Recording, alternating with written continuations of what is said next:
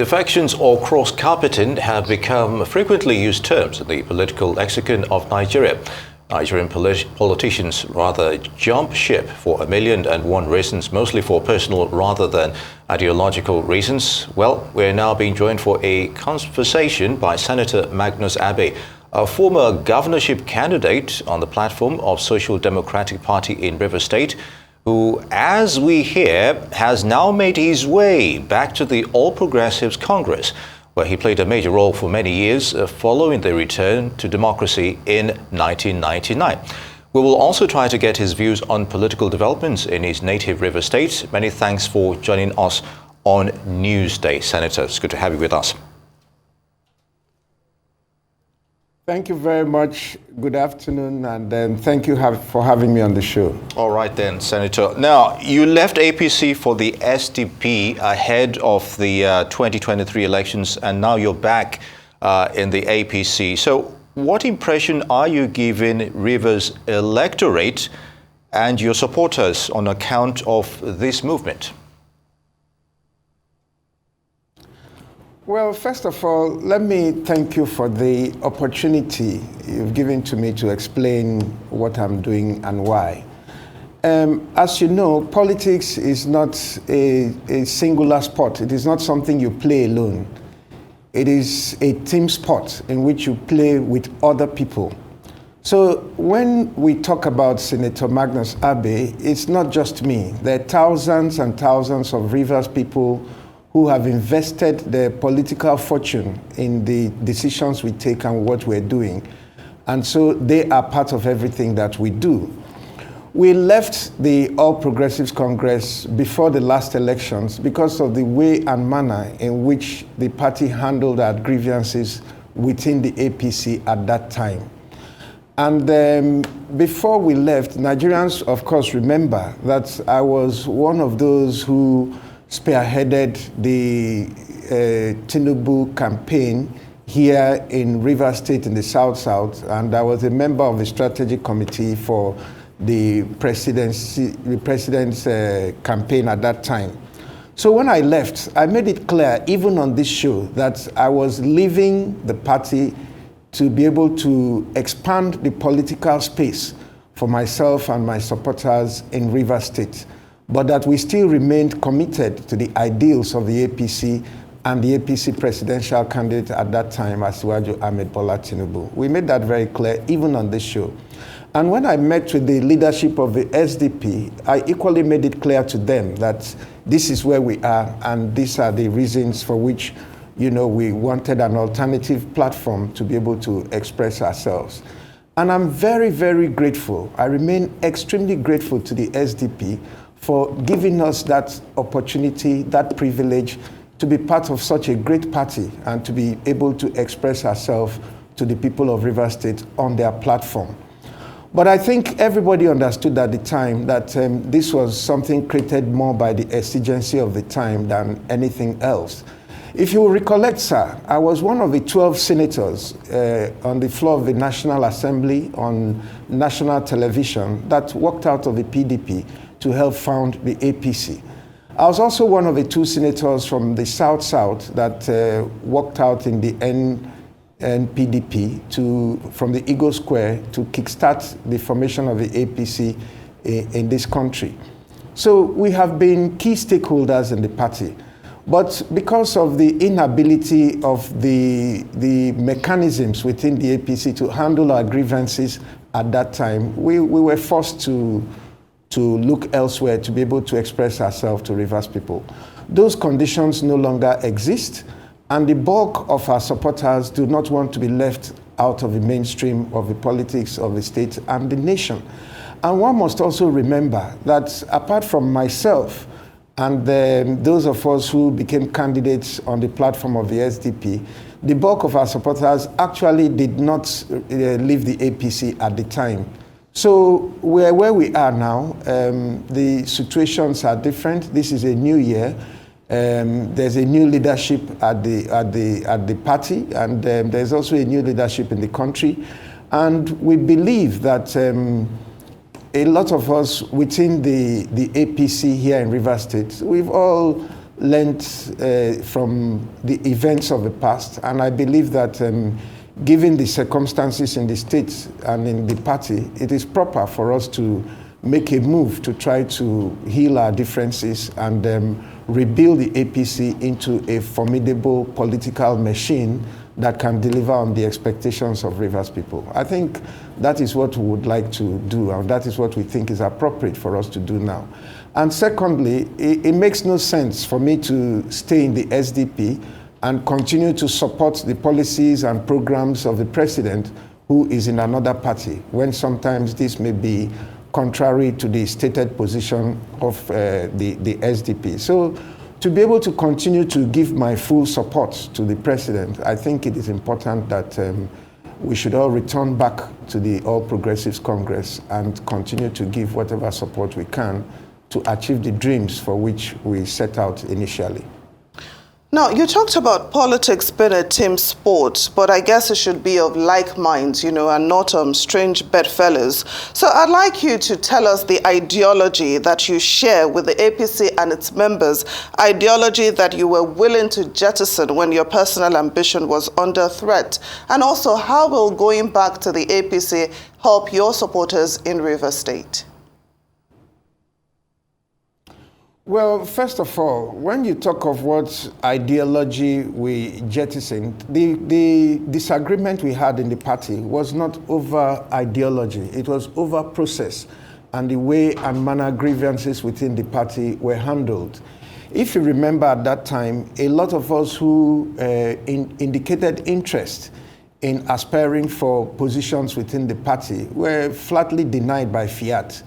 And every effort we tried to engage the leadership of the party in a discussion to try to accommodate the aspirations of others, not just myself, was not met with the proper response. So it wasn't an ideological disagreement more than it was more of a procedural or pragmatic, or would I say human disagreement at the time, because we just couldn't be accommodated within what was going on in the party. So we had to leave. And talking of how we can better support the interests of our members within the state, as you know, the federal government is made up by the All Progressives Congress, and the state here is also of a different political party that is different from our own group. So to realign the interest of our members in proper line with the federal government and the political movement of the country at the national level, we believe that politics can best be played within the All Progressives Congress. So it's not just about me and my ambitions. That's not the way it works. But the interest of all these people, their aggregate interest, their ability to be able to participate fully in the government and the party of the day cannot be served by us remaining outside the mainstream. So their interests have to be taken into consideration as well. And it is also clear that if we don't come together in the states and we remain fragmented the way we have been, it will be difficult for us as a political team to be able to be successful in the politics of Rivers State. All of us are all from the same family, and I believe that given the dynamics of today, if we are able to work together, we stand a better chance than working individually. And therefore, coming into the All Progressives Congress to create a bigger family will help a lot of our supporters who have been with us all these years to also be able to achieve their own hopes and expectations in the future within the polity. That's part of the decision. Indeed, Senator Abe, you talked about the situation and, of course, dynamics being different as of today. But what guarantees do we have, and of course the public in Rivers State, that you won't exit APC again if things don't conform to your expectations? First of all, there is no party that anybody joins by giving that kind of guarantee. That's not the way politics works. But what I want to say is that I believe that not just me, But all of us who are today positioned to play a role in the party have all learned from our experiences in the past. Chief Tony Okocha, who is the current caretaker committee chairman appointed by the National, was also a part of that movement when we took that decision at that time that the way the party was going was not appropriate. And I believe that the national chairman today was also in Rivers State at that time. He was the chairman of the National Committee for the by-elections in Rivers State. So he's very, very, very familiar with the challenges of Rivers politics. So I think that the dynamics are totally different, and hopefully the outcomes will be totally different. There's no obligation for anybody to give any kind of permanent guarantee that you will forever remain in a party before you can join it. I don't think anybody has done that before in this country. But I am determined to work with others to try to create an atmosphere in which those Rivers people that are interested in building a River State based on the ideologies and the principles of the president and the APC will be able to work together in River State, and we can achieve more. And I've always been ready to make whatever sacrifices I personally would need to make to bring that about. So it's left to see how it works out, but I'm very, very optimistic that if we all work together, we can achieve more. I don't think any one of us can do it alone. Now, Senator Abe, you've said you're going back to the APC, to support the ideals of President Bola Ahmed Tinubu. But I'm wondering what advice you'd give to Nigerians who are growing tired of the severe economic hardship they've faced, since they came to power. He's been taking a lot of bold decisions without doing enough, to cushion its impact on citizens, or even cutting the cost of governance in a bid to show empathy with the people. So how would you encourage such Nigerians, to keep supporting him? Well, I do have to admit that it's not easy for anybody, including myself, the present economic challenges all across the country. But Nigerians, if we all want to be honest, would also admit that some of the decisions the president has taken are the same things that all of us have been calling for, that this country needs to do in order to reposition our economy. Now, there is no time, there is no way that this kind of measures can be taken without pain because of the upheaval it will naturally cause in the economic dynamics of the society. So this pain is inevitable.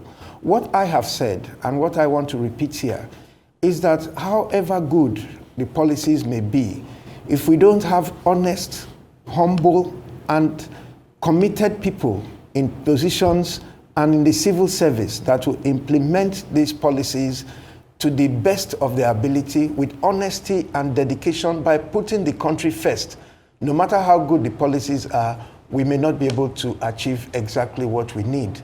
So I think this appeal is not just to the Nigerian people, who I believe that despite what you see, a majority of them understand that these decisions were necessary, and ultimately it will help the society. But everybody who has a role to play at this point, has a duty to do it in a manner that shows concern and empathy for what the society is going through.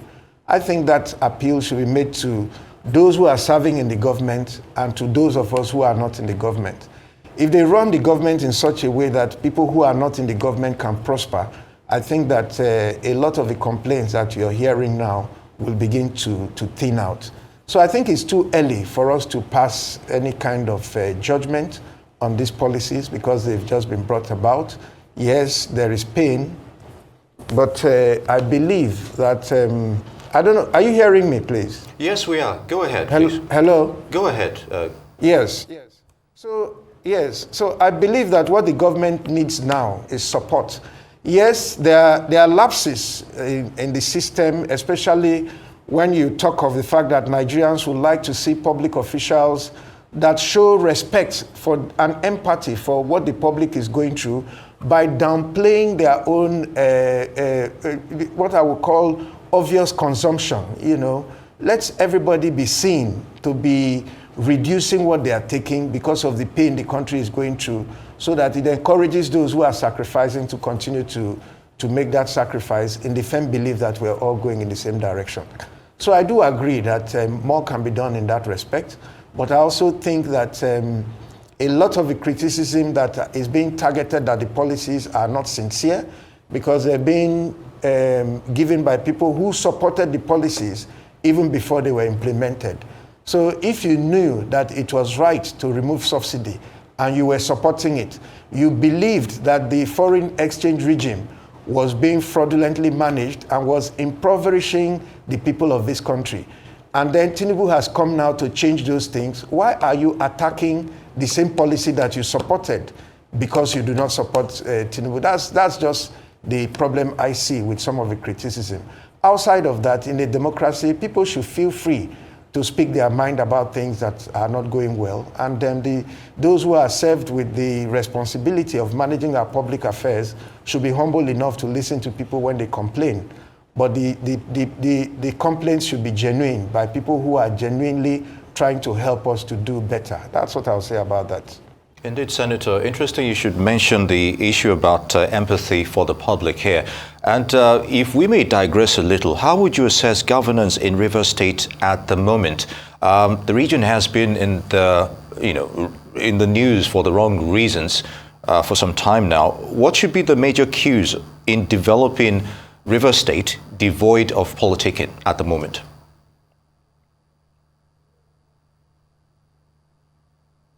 I don't want to say that I'm assessing the government of Rivers State at the moment. I think that would be unfair given the circumstances in which the government has operated and given the economic climate in the country. The same thing I'm saying about the government at the federal level, that people should continue to show support and help the government to achieve its policies, is also the same thing I will say as far as Rivers State is concerned. But some of the optics coming out of Rivers State has been quite troubling, because it doesn't give one the impression that the government actually has room to focus on the challenges and problems that are facing Rivers people in their day-to-day efforts to pay their children's school fees, get jobs, and manage their families. I think that the entire optics coming out of Rivers State is all focused on politics and things that I don't think help the majority of Rivers people.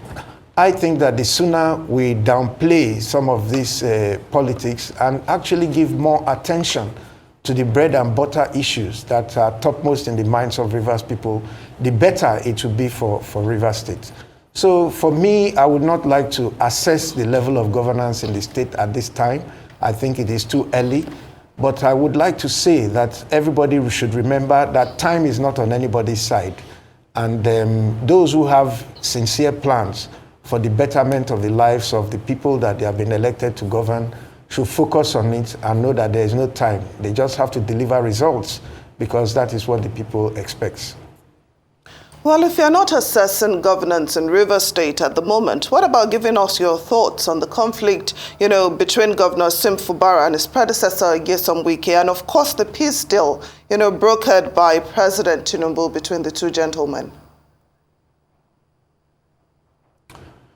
Well, I think that since after the peace deal was signed, like I said to people here, I think that what the president did, in my opinion, was what we as lawyers would say, asking the parties to return to status quo ante bellum. That's everybody go back to where you were before the crisis started. And all the key actors in the drama have agreed to do that. In other words, if you had governor, hold governor, you had assembly, hold assembly, you had commissioner, hold, everybody stay where you were and try, and you people go and work together. I think that's what the president did, which is what any father in his position, if the two people come to you to settle us, that is an obvious way to try to restore peace so that nobody feels that they've lost everything. But the challenge in the situation is, of course, that these are matters that affect interests outside of those who were party to the agreement, and a lot of those people may not accept that settlement in the way it is. Like I hear the PDP is still heading to court over the question of defection by the lawmaker. So all those ones cannot be part of the deal that the president brokered.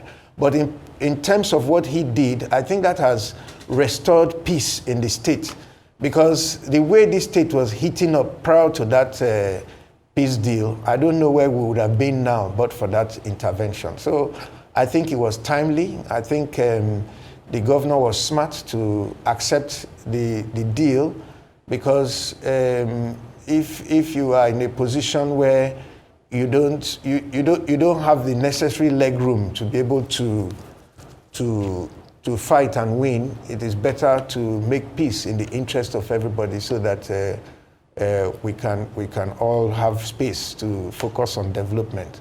But how that will work finally is left to those who are involved. For me, I believe that the matter is an internal matter of the People's Democratic Party, and I really don't want to get involved. But my position has been clear, that we have only one governor at a time, and that all Rivers people should give the necessary respect and cooperation to the governor, including members of the assembly, to enable them do their job so that the state can move forward.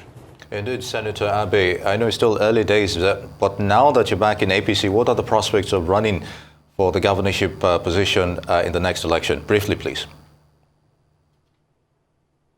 Sorry, I didn't hear you clearly. The prospect of you running for governorship position in the next election, now that you're back in APC, briefly, please, Senator.